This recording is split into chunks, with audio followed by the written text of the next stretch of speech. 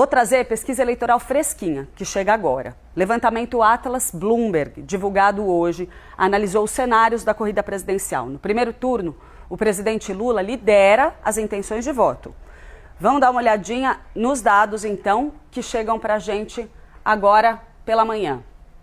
Lula tem, no primeiro turno, 46,3% das intenções de voto, Flávio Bolsonaro 36,6%, o que demonstra aqui uma consolidação inequívoca da polarização nas eleições presidenciais deste ano, porque a seguir a gente tem Renan Santos do Missão com um desempenho que até chama bastante atenção, 7,8%, demonstra a perda de eleitores de Flávio Bolsonaro na direção de um outro nome da direita, ou seja, um candidato que cresce na esteira do desgaste trazido pelo caso Dark Horse. Ronaldo Caiado do PSD com 2,9%. Temos aqui Romeu Zema 2%, Joaquim Barbosa 1%, Aécio Neves 0,7%, Samara Martins 0,6%. Um ponto interessante dessa pesquisa é que ela tem margem de erro de 1 ponto percentual, ou seja, ajuda a gente a traçar aí um cenário um pouco mais preciso da corrida presidencial, trazendo aqui os demais números que estão ali abaixo da marca de 1%. Augusto Cury 0,5%, Cabo Daciolo 0,3%, Rui Costa Pimenta 0,1%, Edmilson Costa não pontuou.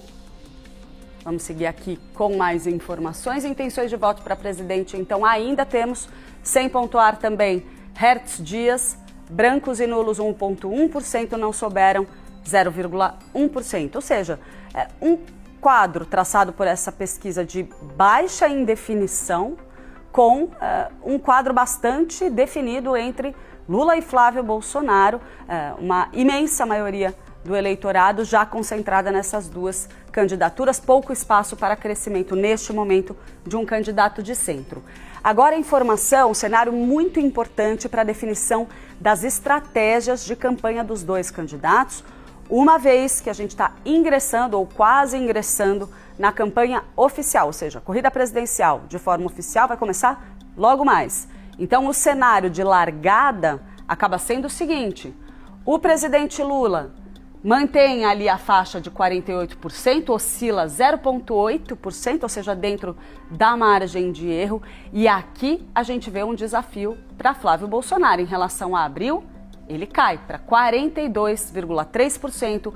Elimina-se aquele cenário de empate técnico no segundo turno, que era tão benéfico para Flávio Bolsonaro lá atrás e que, inclusive, acaba surgindo na pesquisa que a gente divulgou alguns dias atrás, encomendada pelo Banco BTG, que mostrava uma recuperação de Flávio. Aqui não. A gente tem Flávio em trajetória de queda, Lula em trajetória estável, com uma oscilação para cima, ou seja, possivelmente apontando uma tendência de alta. Não sei, brancos ou nulos, foi de 5% para 8,9%. Quer dizer o quê?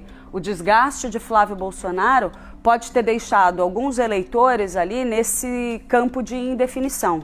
Ou seja, não estou gostando de nenhuma dessas alternativas, prefiro não votar em nenhum deles porque eu rejeito Lula, mas me decepcionei com Flávio. Essa é uma possível leitura deste cenário. Vamos dar uma olhadinha nas demais informações que a gente tem. Aprovação do presidente Lula. Aqui a gente tem um quadro que demonstra muito bem o quanto o crescimento de Lula nas pesquisas, a manutenção ali, a oscilação positiva de Lula nas pesquisas e a queda de Flávio Bolsonaro refletem muito mais um desgaste do caso Dark Horse do que uma percepção positiva da gestão de Lula. Porque não mudou muito aqui, pelo contrário, oscilou para baixo. Lula foi de 53% de desaprovação, reduziu muito pouquinho, tá vendo? 0,7%, dentro da margem de erro. Então, a gente pode dizer que o desgaste de Lula continua mais ou menos estável, reduziu muito pouco. No caso de aprovação do governo federal, a gente vai de 47% para 45,9%.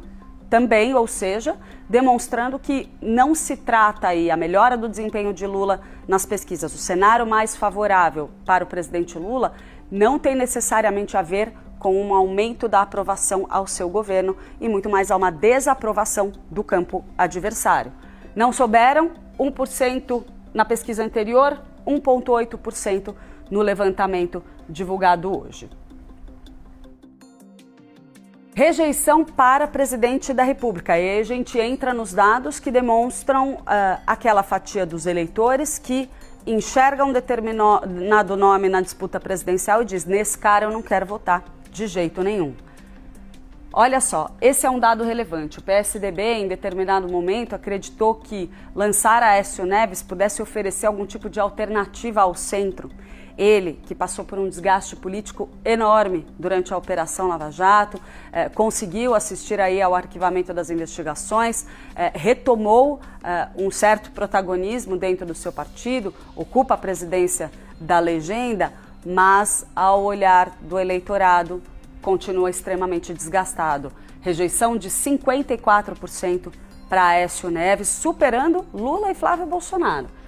Flávio Bolsonaro, impacto aqui evidente das denúncias que ocorreram no decorrer das últimas semanas, dos últimos meses. 53% de rejeição, significativamente acima do presidente Lula, que tem 48,6%. Jair Bolsonaro, interessante a gente ver como está a visão dos eleitores em relação ao ex-presidente, apesar dele estar fora do jogo político. Ele tem uma rejeição de 45,2%. E aí é curioso a gente comparar os dois. Ou seja, existe uma parcela da população que até encarava bem a cena Jair Bolsonaro, mas quando olha para o filho dele diz, não gostei. Então a rejeição do filho bastante maior, bem superior à do pai. Temos mais uma tela aqui, rejeição para presidente ainda, Michele Bolsonaro, 43,2%, rejeição significativamente inferior à de Flávio.